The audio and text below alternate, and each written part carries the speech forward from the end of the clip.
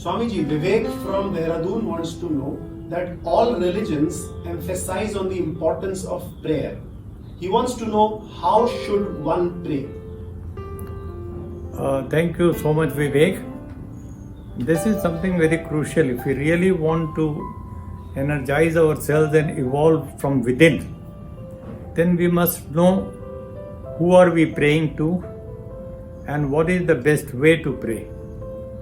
जब तक हम इस बात के ऊपर मनन करके, चिंतन करके, तर्कशील होकर के नहीं सोचेंगे, तब तक हम उपासना के नाम पर, प्रेयर के नाम पर गलत काम करते रहेंगे, उल्टे काम करते रहेंगे और सोचेंगे हम तो उपासना कर रहे हैं, उपासना का लाभ नहीं मिल रहा।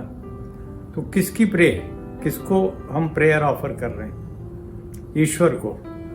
और ईश्वर का स्वरूप बिल्कुल स्पष्ट है, वेदों में भी है और दुनिया के तमाम महापुरुषों के चिंतन और जीवन में भी परिलक्षित होता है कि ईश्वर जिसको हम कहते हैं वो एक ऐसी सत्ता, वो एक ऐसी कॉस्मिक एनर्जी है, cosmic energy of truth, love, compassion and justice, now and bliss also, and that is pervading every subatomic particle of the universe, and we have to pray to such a God.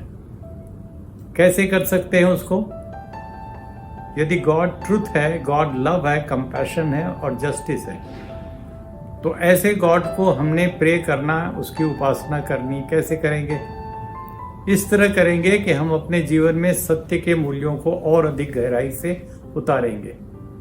रोज अपना meditation करेंगे, ध्यान करेंगे, अपने बारे में सत्य को जानने से शुरू करेंगे। मैं कौन हूँ?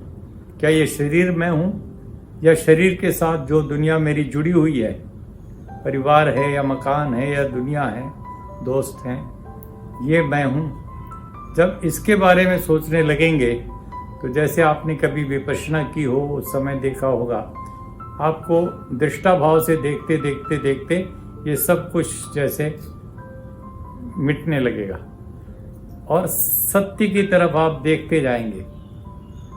जो हमारे आचार्य सत्यनारायण जी कहा करते थे, सांस देखते देखते सत्य प्रकटता जाए और सत्य देखते देखते परम सत्य मिल जाए। अभी परम सत्य को ही हम ईश्वर कह रहे हैं, परम करुणा को कह रहे हैं ईश्वर, परम न्यायकारी को कह रहे हैं ईश्वर। तो ऐसे ईश्वर की उपासना करना बिल्कुल सही तरीका है। और उसको करने के लिए करना क्या है? हमें अपने जीवन में सत्य को उतारते उतारते जितना ज्यादा संभव हो सके और असत्य की जो ताकतें हैं बाहर, उनको एक चुनौती के रूप में ले, अहिंसात्मक तरीके से उसके विरुद्ध हम अपने प्रतिरोध की आवाज उठाएं, पूरी ताकत से, कोई कंप्रोमाइज ना करें। जहां भी हमें असत्य की काली ताकतें सिर उठाती दिखाई पड़ रही हैं, चाहे अपने घर में हो या दुनिया में हो, कोई बड़ा से बड़ा हो, राजा हो, शासक हो, एम्परर हो, तो हमारे अंदर वो साहस, नैतिक साहस होना चाहिए कि हम उसके बारे में अपनी बात कह सकें, ईमानदारी से कह सकें, और दो अर्थों में नहीं, एक साफ अर्थ में कह सकें, जिसको अंग्रेजी में कहते हैं स्पीकिंग ट्रुथ टू पावर।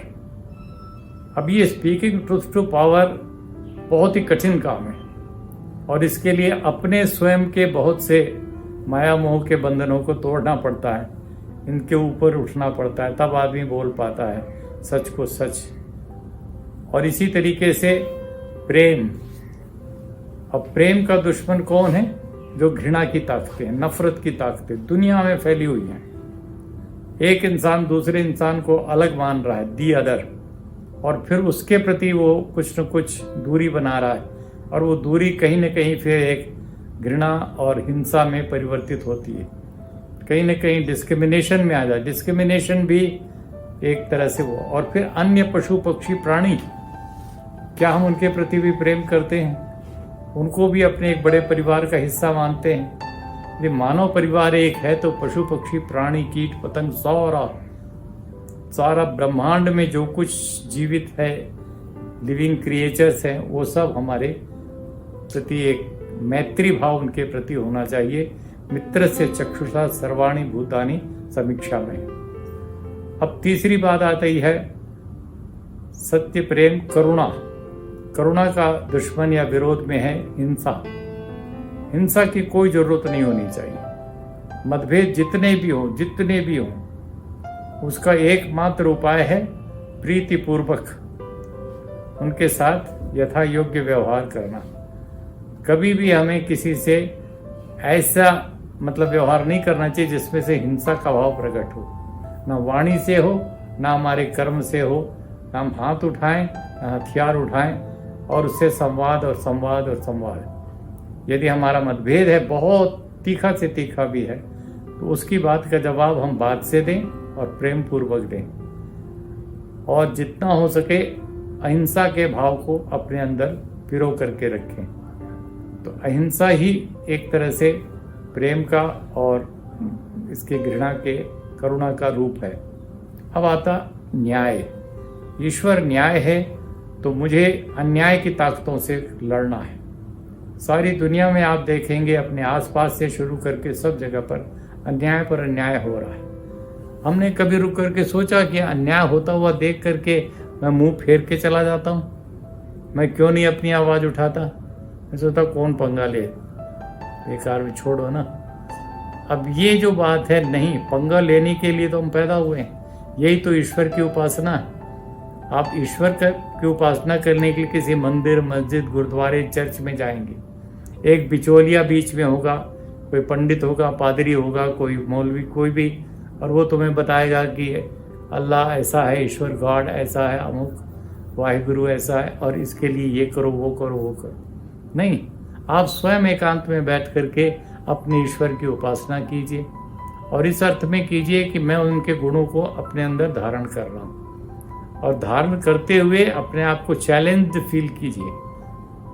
अपने आप के लिए एक चुनौती पैदा कीजिए कि यदि ईश्वर सत्य है, प्रेम है, करुणा और न्याय है, परम न्याय है, तो मुझे अन्याय की हर ताकत के खिलाफ अपनी आवाज़ उठानी है और बदलना है, उसको चेंज करना है। एक सिस्टेमिक चेंज की तरफ भी हमें जाना चाहिए, क्योंकि व्यक्तिगत रूप से कुछ हल्के फुल्के जो चेंज है वो तो हम करने की सोच लेते हैं, लेकिन व्यवस्था मूलक परिवर्तन वो एक बहुत बड़ा जरूरी कदम है। शोषण समाप्त हो, विषमता समाप्त हो, इंसान और इंसान के बीच की जो खाई है वो पट करके रहनी चाहिए।